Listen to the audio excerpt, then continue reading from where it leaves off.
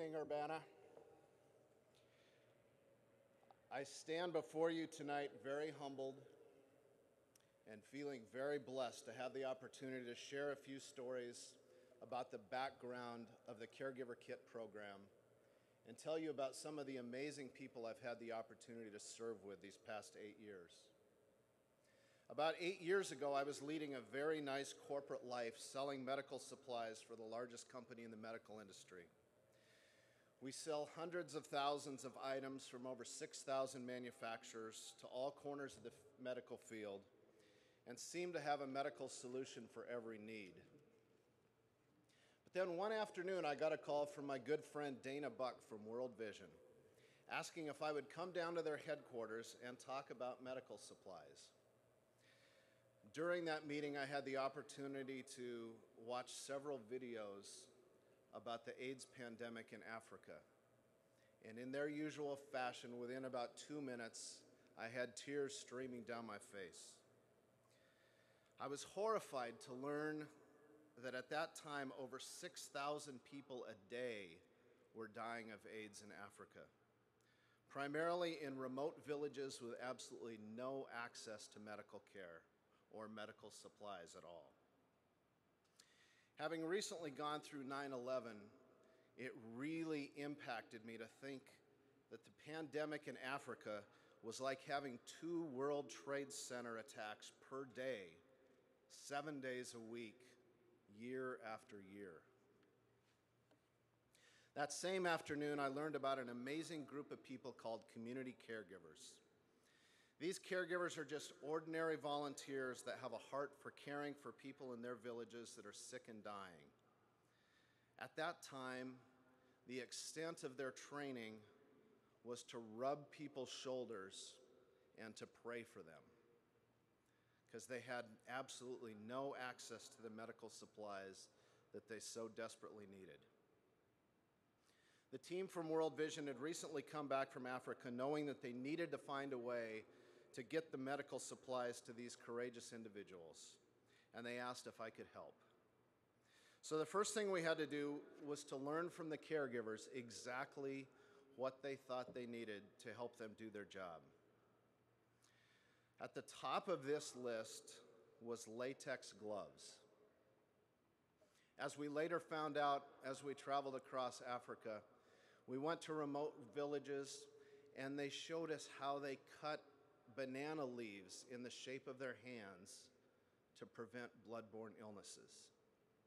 Or if they were fortunate enough to live in a big city, they would take the grocery sacks that we carry our groceries in, and they would wrap around their hands to again protect themselves.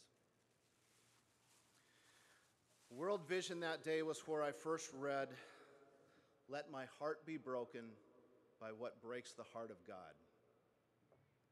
I knew my life would never be the same, knowing that this need existed and knowing that we had to help. So I set out on a personal mission to work with the folks within McKesson, to work with our manufacturing partners to negotiate special contracts for the contents that you see in these kits tonight, so we could supply a steady inventory of medical supplies to churches, corporations, and community groups who would then partner with World Vision to provide caregiver kits in about 20 countries in Africa. At one of our first events, we invited Princess Zulu, an HIV-positive young lady from Zambia, to come and speak to the group. She shared about her childhood in Zambia, losing parents, brothers and sisters, many relatives and friends in her village. As she spoke, she was pulling out the contents of the caregiver kits and speaking to their need one at a time. Suddenly, she gasped, she took a step back to compose herself, and she pulled out a tube of myconazole cream that we're going to put in these kits tonight. She then tearfully told the story of her mother being very sick, and a doctor in a neighboring village suggested that if they could find this cream, it would bring her mother some comfort.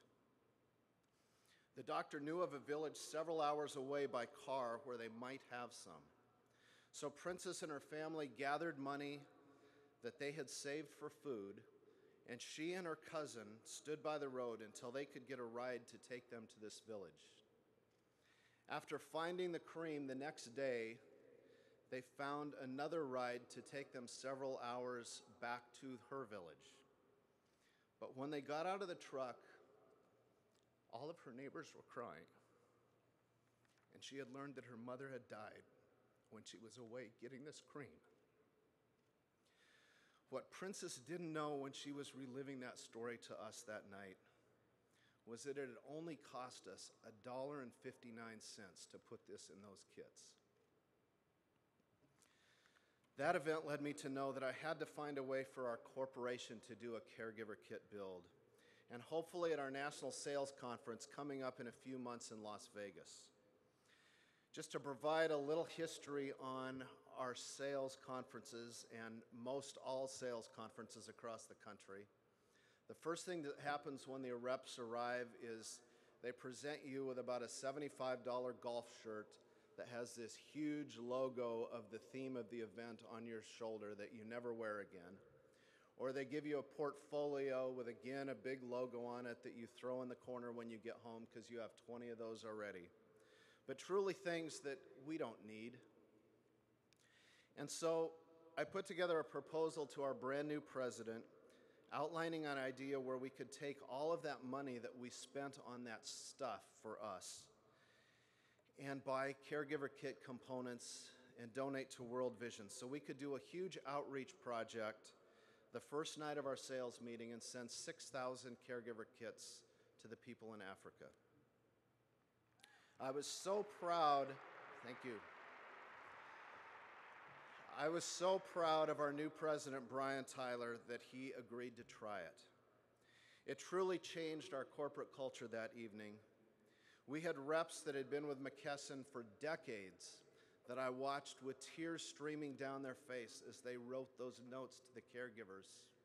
And they said that it was the best event that we had ever done as a corporation, and that they were so proud to be part of a company that would invest the resources and the time to do an outreach project for other people.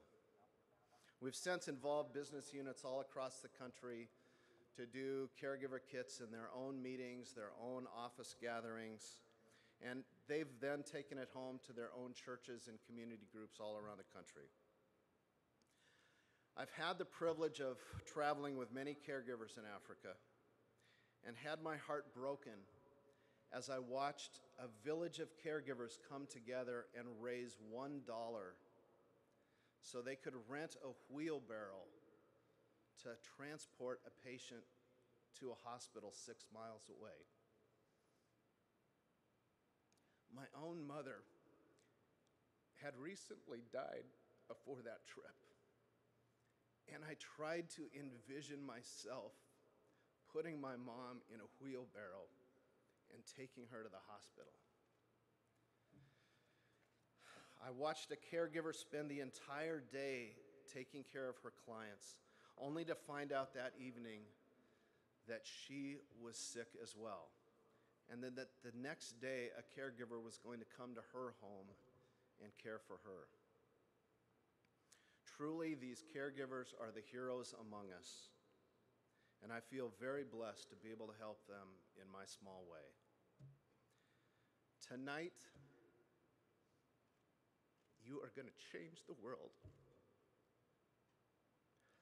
You're going to build 32,000 caregiver kits to send to Africa.